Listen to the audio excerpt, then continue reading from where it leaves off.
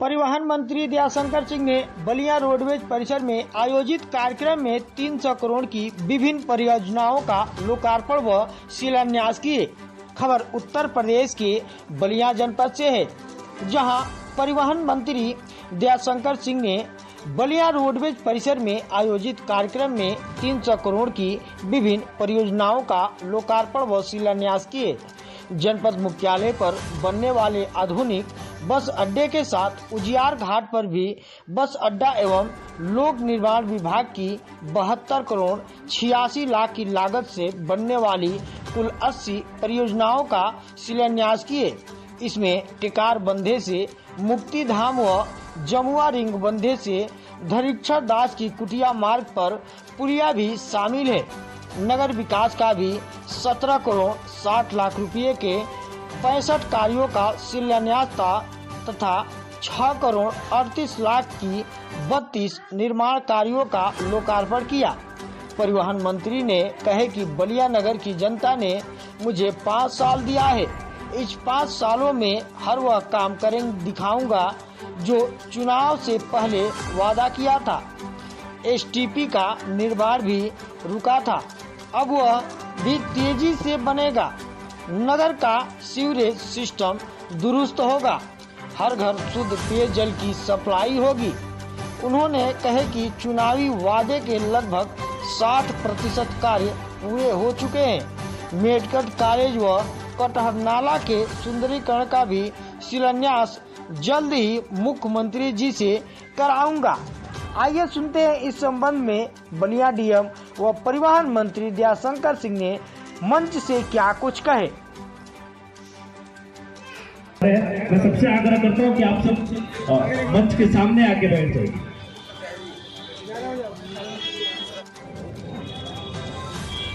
स्वास्थ्य विभाग और विशेष करके बहुत सड़कों का भी यहाँ पर शिलान्यास आज किया गया।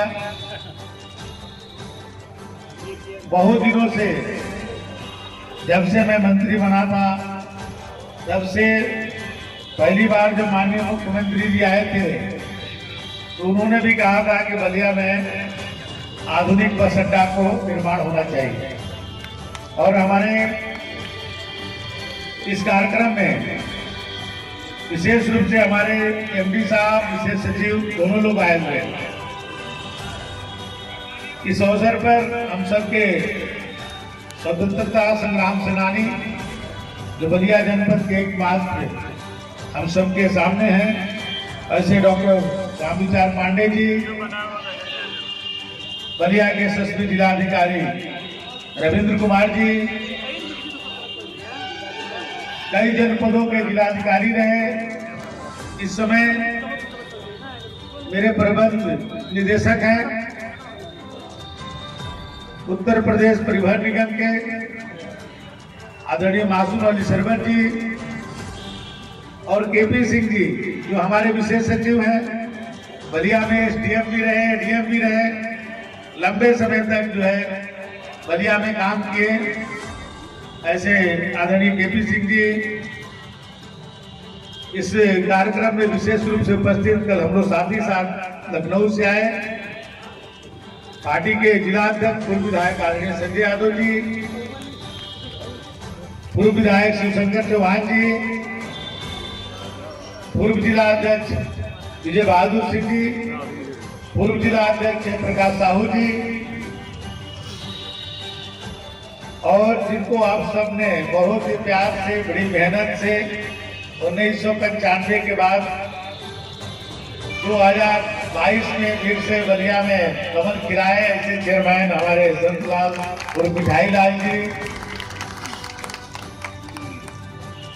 हमारे पूर्व प्रमुख गुड्डू राय जी, हमारे परिवहन निगम के आर मनोज वाजपेयी जी, परिवहन निगम के सभी यहाँ अधिकारीगण, और इसके मार्गदर्शन में इस काम को आगे बढ़ाएंगे हम लोग हमारे परिवहन निगम के अधिशासी अभियंता दयाशंकर साक्य जी, और हम लोग के सीएनडीएस के भी यहाँ अधिकारी प्रोजेक्ट मैनेजर आए होंगे। जो सीएनडीएस संस्था को काम मिला है उसके सभी अधिकारीगण, सामने बैठे हुए पार्टी के सभी वरिष्ठ नेतागण, बलिया विधानसभा के सभी सम्मानित नागरिक बंधुओं, माननीय मुख्यमंत्री जी ने जो निर्देश दिया था, जैसा हम लोग चाहते थे, ऐसा बस डिपो आज के बाद से यहाँ प्रारंभ हो जाएगा बनना। पिछले लोगों ने आपको बताया कि 48 करोड़ रुपया, 48 करोड़ से इसकी शुरुआत हो रही है। आवश्यकता पड़ेगी तो पैसे की कमी नहीं आएगी। बलिया के सबसे सुंदर जो है भवन हमारे बलिया के बस डिपो होगा। आप जब बन करके जब तैयार होगा तो आप देखेंगे कि बलिया में इतनी खूबसूरत बिल्डिंग नहीं होगी जितनी जो है ये परिवहन निगम की बिल्डिंग होगी। नई स्टोरी बिल्डिंग होगी है, इसमें कई प्रकार के बस तो नीचे चलेगा ही चलेगा। यहाँ हवाई अड्डा की तरफ रुक भी आएगा इसमें, और बढ़िया लाउंज रहेगा, एयर कंडीशन, महिलाओं को बैठने के लिए अलग से व्यवस्था रहेगी। इसमें मॉल भी रहेगा, इसमें रेस्टोरेंट भी रहेगा। यहाँ लोगों को रोजगार भी इससे मिलेगा। कोई रेस्टोरेंट चला करके, कोई दुकान चला करके, क्योंकि बस तो हमारे नीचे चलेगी, ऊपर में तो सभी जो है व्यवसायिक रहेगा, और उससे हमारे विभाग का आय भी होगा और बलिया के लोगों को रोजगार का सृजन मिलेगा। इसलिए हम लोगों ने इसको मल्टी स्टोरी बनाने का निर्णय लिया है, और ये मल्टी स्टोरी बनेगी। ये आप जहाँ बैठे हैं हम लोग यहाँ पर, इसके कितने जमीन उस साइड में भी है, बीच में जो सड़क है, ये सड़क को हम लोग किनारे कर लेंगे। हम लोग न्यायालय से यहाँ के जिलाधीश जो अपने न्याय विभाग के हैं, ये हाई कोर्ट से भी हम लोगों ने परमिशन लिया है कि ये सड़क को हम लोग दूसरे साइड में करके पूरे यहाँ से लेकर के उधर तक का एक करके इसका निर्माण किया जाए। एक तरफ व्यवसायिक जो है बिल्डिंग रहेगी और दूसरे तरफ जो है ये अपना बस अड्डा भी चलेगा, और उसके ऊपर भी 3 स्टोरी रहेगा। 2 स्टोरी हमारे ऑफिशियल काम के लिए रहेंगे, इधर जो हमारे अधिकारी बैठेंगे उसके अंदर भी एक रेस्टोरेंट रहेगा। जो हमारे रोज के यात्री हैं उनके लिए अलग रेस्टोरेंट रहेगा। एक जो कॉम्प्लेक्स बनेगा जो मल्टी स्टोरी, उसके लिए अलग रेस्टोरेंट रहेगा और बहुत ही खूबसूरत बनाया जाएगा। और इसके साथ ही साथ हम लोग उजियार घाट, जो कभी उजियार घाट से पूरे देश की बसें जाया करती थी, बंगाल तक बसें चलती थी, दिल्ली और कई प्रदेशों में भी बसें चलती थी। जब वो पुल नहीं था तो स्टीमर से लोग बिहार के साइड से आते थे और उजियार घाट से ही जो है यात्रा प्रारंभ करते थे। अब तो एक्सप्रेसवे भी उसके नजदीक बन गया है, हम लोग भी आते हैं तो एक्सप्रेसवे से उतर के उजियार घाट होते हुए ही आते हैं। लेकिन वो बहुत दिनों से बंद पड़ा हुआ था, वहाँ पर कूड़े का ढेर हो गया था। वहाँ पर भी आज हम लोग इसको आज शिलान्यास कर रहे हैं, और अभी 5 करोड़ 70 लाख रुपया उसके लिए भी हम लोग निर्गत किए हुए हैं। और वहाँ पर एक अतिथिगृह भी हम लोग बनाएंगे कि गंगा स्नान करेंगे लोग, तो वहाँ पर रुक भी सकते हैं। तो गंगा के किनारे है और गंगा और एक्सप्रेसवे दोनों के बीच में है, और क्योंकि 17 किलोमीटर वो भी एक्सप्रेसवे बन रहा है, कार्य प्रारंभ हो चुका है, तो मेन एक्सप्रेसवे पर वो भी बस अड्डा रहेगा। और उसके बाद अभी हमारे केपी सिंह जी कह रहे थे कि हम लोग जो है पीपीपी मॉडल पे 400-500 करोड़ रुपया के हम लोग बस अड्डे बना रहे हैं। अभी लखनऊ के अंदर भी हम लोग 3 बस अड्डों को हम लोग पीपीपी बना रहे हैं, और बलिया के भी 2 बस अड्डों को हम लोग प्रस्तावित किए हैं पीपीपी पर। अपना रसड़ा बस अड्डा और अपना बेलथरा बस अड्डा, ये दोनों को हम लोग जो है पीपीपी मॉडल पर प्रस्तावित किए हैं। बहुत जल्द जो है मासूम अली जी इसका टेंडर निकालने वाले हैं। बहुत जल्द हो सकता है कि आचार संहिता लगने से पहले ही निकल जाए, ये सूची बना करके रख लिए हैं। बहुत जल्द जो है उसको तुरंत बनेगा। ऊपर में मॉल रहेगा और होटल्स रहेंगे, और नीचे में हमारी बसें चलेंगी। इस तरह से हम लोग बना रहे हैं। तो अपने रसड़ा का भी बस अड्डा बहुत शानदार बनेगा, और बेलथरा का भी बस अड्डा बहुत शानदार बनेगा। उसके बाद अभी जिलाधिकारी महोदय ने आप सबको बताया कि हम लोग ISBT बनाने जा रहे हैं, इंटर स्टेट बस अड्डा, अंतर्राज्यीय बस अड्डा बनाने जा रहे हैं हम लोग। इसके लिए जमीन भी हमारे जिलाधिकारी महोदय ने चिन्हित कर लिया है। इसके लिए मोदी योगी जय शंकर से, इसके लिए मोदी योगी इसके लिए भी हम लोग जो है जमीन माननीय जिलाधिकारी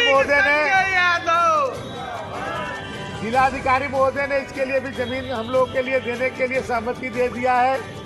और अपने बैरिया के पास चांदपुर में जो चांदियारा जो अपने माझी घाट के पुल के एकदम नजदीक है और बिहार से मात्र जो है मैंने 1 किलोमीटर भी नहीं कह सकते आप, मैंने एक तरफ बिहार एक तरफ यूपी है, वहाँ से उधर की बस बिहार तक आएगी, हमारे यहाँ आकर के खड़ी हो जाएगी और वहाँ से हमारे उत्तर प्रदेश की बसें उनको ले जा कर के प्रदेश के कोने कोने में ले जाने का काम करेगी। चाहे वो गुवाहाटी से, झारखंड से, बंगाल से, बिहार से, सभी लोग उसी रास्ते से आएंगे और उस ISBT पर उनकी बसें खड़ी हो जाएंगी और वहाँ से उत्तर प्रदेश की बसें चलेंगी। बहुत बड़ा बनने जा रहा है क्योंकि उसके लिए जगह कहीं मिल नहीं रहा था, लेकिन जिलाधिकारी जी ने बहुत कोशिश के बाद आपने बहुत जो है जगह चिन्हित कर लिया है और बहुत जल्द हम लोग को परिवहन निगम को वो हमारे हस्तांतरण कर देंगे और वहाँ पर हम लोग निर्माण शुरू कर देंगे। वहीं पर एक और भी चीज़ हम लोग बनाने जा रहे हैं, वो हमारे यहाँ ऑटोमेटिक ड्राइविंग ट्रेनिंग इंस्टीट्यूट और रिसर्च सेंटर भी बन रहा है। अभी प्रदेश में केवल एक बना हुआ है रायबरेली में, उसको भी हम लोग अभी परसों का उद्घाटन करने वाले हैं। हम लोग बना चुके हैं, परसों उद्घाटन होगा रायबरेली में। रायबरेली में पूरे प्रदेश में एक बना हुआ है, वो 25 करोड़ रुपया उसमें कोई बिल्डिंग बनाने में खर्च होता है, उसके बाद वो उसमें ऑटोमेशन होता है, उसमें सब गाड़ियाँ खड़ी रहती है, जितनी प्रकार की गाड़ियाँ होती हैं उनकी गाड़ी वही खड़ी रहेगी और वहाँ पर एक साथ 150 लोग रहेंगे, उनको ट्रेनिंग होगी, उनको खाने पीने की व्यवस्था कि हमारे विभाग के द्वारा होगी, तो वहाँ रोजगार का सृजन होगा। एक ड्राइवर एक ऐसा रोजगार है, ये कभी खत्म होने वाला नहीं है। आप देख रहे सब आदमी चाहते हैं फोर पर 4 चक्के पर चले, तो 4 चक्के में तभी चलेंगे तो जो ड्राइवर रहेगा, तो ड्राइवर के लिए ट्रेनिंग जरूरी है क्योंकि रोड एक्सीडेंट न हो। तो इसके लिए एक हम लोग बहुत रिसर्च सेंटर बनाए हैं, वो बनाए हैं रायबरेली के बखरमा में, परसों उसका हम लोग उद्घाटन करने वाले हैं। और दूसरे के लिए जमीन हमारे जिलाधिकारी महोदय ने वहीं पर चांदगढ़ के बगल में उसके लिए भी दे रहे हैं, वहीं पर एक और जो है ट्रेनिंग इंस्टीट्यूट हम लोग बनाएंगे, वहाँ इन लोगों को रोजगार मिलेगा। अब तो देश में केवल ड्राइवर भेजे जाते थे, अब तो विदेशों से भी हम लोग के पास ऑफर आ रहा है कि आप ड्राइवर प्रशिक्षित ड्राइवर को भेजिए, तो विदेशों में भी नौकरी मिलेगी। वहाँ से लोग जो ट्रेनिंग लेंगे और ट्रेनिंग लेकर के देश के कोने कोने में उनको रोजगार मिलेगा। और विदेश में भी देखिए अभी कई देशों से अभी ऑफर आया हुआ है और लोग जो है उसके लिए भर्ती हो रहे हैं। अभी आप इजराइल से बहुत सारे कई 20,000 लोग इजराइल से मांगे गए, उसकी जो अभी लखनऊ के अंदर उसकी ट्रेनिंग हो रही है, उसको बुलाया जा रहा है। वो भी एक सेक्टर बहुत जल्द जो है आप सबको एक मिलेगा बलिया के लिए। तो पूरे बलिया को मैं चाहता हूँ कि परिवहन विभाग का सब जो बेहतर सेवा वो पूरे प्रदेश में जो देश में मिले वो बलिया में भी मिले, इसलिए इसकी व्यवस्था हम लोग कर रहे हैं। अभी बसों की बात अभी हमारे डॉक्टर रामचंद्र पांडे जी ने कहा कि बसें रस्ती में नहीं चलती थी, बलिया में जहाँ जहाँ के लिए आप कहेंगे वहाँ के लिए बसें चलेंगी, बसों की कोई कमी नहीं है। हमारे एमडी साहब 3650 बस अब तक खरीद चुके हैं और इस बार तो 10,000 खरीदने वाले हैं, तो कोई बस की कमी नहीं होगी। जहाँ से आप लोग लिख देंगे वहाँ से बस चलेगी। लेकिन जो सबसे बड़ी बात मैं कहने जा रहा हूँ, केवल बलिया ही नहीं, अब उत्तर प्रदेश का कोई गांव नहीं बचेगा जहाँ पर हमारा परिवहन विभाग का बस हो। पूरा उत्तर प्रदेश का हम लोग 1600 नई रूट हम लोग बना रहे हैं, उसका हम लोगों ने KPCC ने उसका वो कर लिया है, परमिशन ले लिया। यही उसके चेयरमैन भी हैं, ये जो अपने अथॉरिटी है जो हमारा परिवहन प्राधिकरण है उसके चेयरमैन यही है। जो आपको परमिट मिलता है, जो परमिट की लाइसेंसिंग का अथॉरिटी यही है।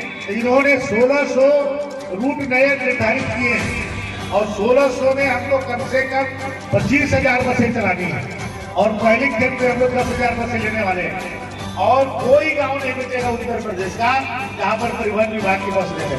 और हम लोग उसके लिए और नई योजना बना रहे हैं। योजना ये बन रही है कि बस का ड्राइवर और कंडक्टर उसी गांव का हो कि रात में ले जाकर के बस वही खड़ी कर दे और सुबह में वहां से बस निकाले तो कम से कम 8-10 गाँव को होते हुए ब्लॉक तहसील होते हुए जिला मुख्यालय पर आए।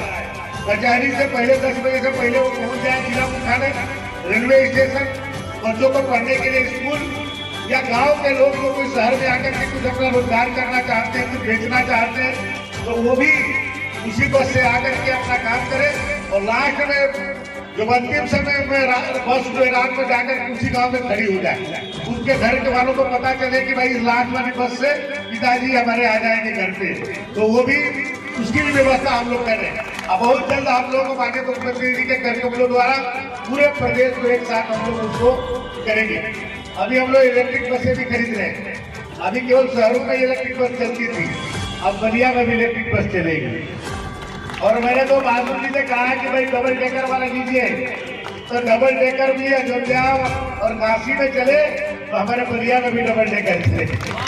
बहुत जल्द आप लोग डबल डेकर में भी चलाएंगे, उसकी भी टेंडर आप बहुत। परिवहन निगम के एमडी साहब श्री मासूम अली सरवर जी, विशेष सचिव श्री केपी सिंह जी, जिला अध्यक्ष श्री संजय यादव जी, नगर पालिका के चेयरमैन साहब श्री संत माधव मिठाईलाल जी, हमारे जनपद के एकमात्र जो स्वतंत्रता संग्राम सेनानी जी हैं, परम आदरणीय श्री रमेश पांडे जी, मंच पर बैठे हुए हमारे अन्य सभी सम्मानित अतिथिगण, परिवहन निगम के अन्य सभी अधिकारीगण और बागी बलिया की सम्मानित जनता, सबसे पहले मैं आप सबको बहुत बहुत बधाई देता हूँ कि माननीय मंत्री जी के द्वारा एक ऐसी चीज आपके जनपद में दी जा रही है जो निश्चित रूप से इस जनपद की एक पहचान बनेगी। 48 करोड़ रुपए का बस स्टैंड और ये भी मल्टी स्टोरीड, और जो माननीय मंत्री जी की परिकल्पना है कि डिफरेंट स्टोरीज में अलग अलग चीजें रहेंगी, तो मुझे लगता है कि ये एक ऐसी चीज बनने जा रही है कि लोग यहाँ देखने आएंगे कि हाँ चलिए बलिया का बस स्टैंड देखा जाए कैसा बना हुआ। तो मैं अपने जनपद की ओर से भी माननीय मंत्री जी को इसके लिए बहुत बहुत धन्यवाद देता हूँ कि बलिया में एक ऐसी चीज दे रहे हैं जो यहाँ के लिए एक बहुत बड़ी उपलब्धि होगी। बलिया की समस्याओं के बारे में या बलिया में तमाम ऐसी नई नई चीजें आ जाएं जो प्रदेश या देश में कहीं भी है, तो हमारे माननीय मंत्री जी की इच्छा रहती है हमारे बलिया में वो जरूर आ जाए। और ये सोच निश्चित रूप से उसी व्यक्ति की हो सकती है जो बिल्कुल जमीन से जुड़ा हुआ हो या अपने क्षेत्र की जनता को बहुत प्यार करता हो।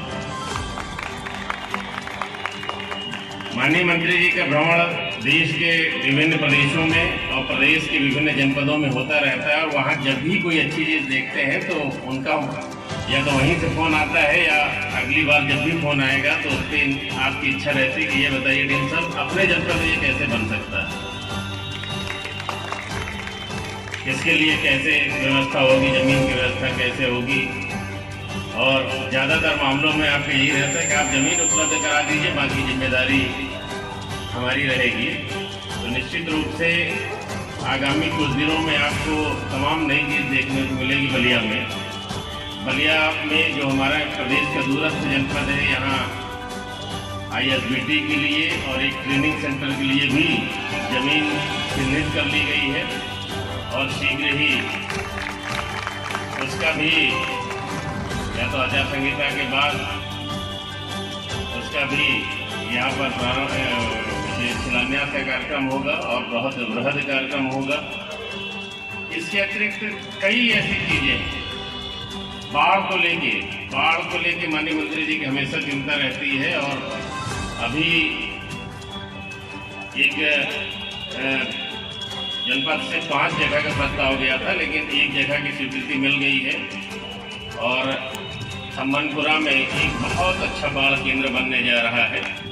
लगभग 4 करोड़ रुपए का है वो, और उसमें भी बाढ़ के समय जब कुछ लोगों को विस्थापित करने की स्थिति आती है तो कभी वो बेचारे सड़क के किनारे रहते हैं या कहीं अपने रिश्तेदारी में जाते हैं, तो ये एक ऐसा स्थल बनने जा रहा है जहाँ पर आराम से लोग कुछ दिन रह सकते हैं, जहाँ पर सारी व्यवस्थाएं होंगी। उसका भी पैसा आ चुका है। इस कार्यक्रम के बाद एक कार्यक्रम माननीय मंत्री जी का आपकी जानकारी में लाना चाहूँगा कि हॉस्पिटल का भी है।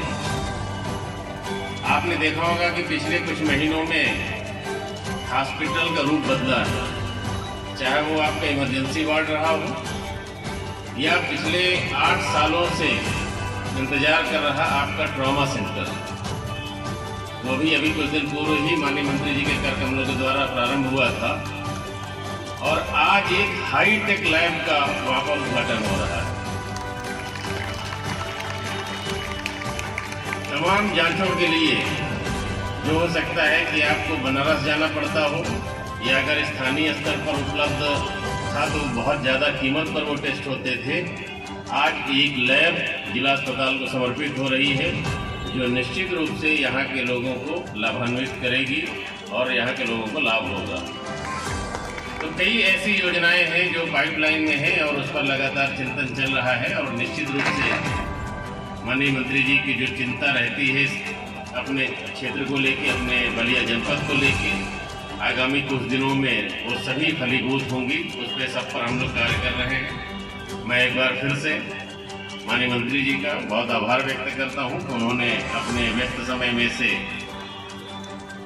इतना समय आज इस कार्यक्रम के लिए दिया और आज तमाम योजनाओं का यहाँ से शिलान्यास या संभवतः कुछ का लोकार्पण हो रहा है और निश्चित रूप से ये सभी योजनाएं जनपद के लिए बहुत उपयोगी सिद्ध होंगी। बहुत बहुत धन्यवाद।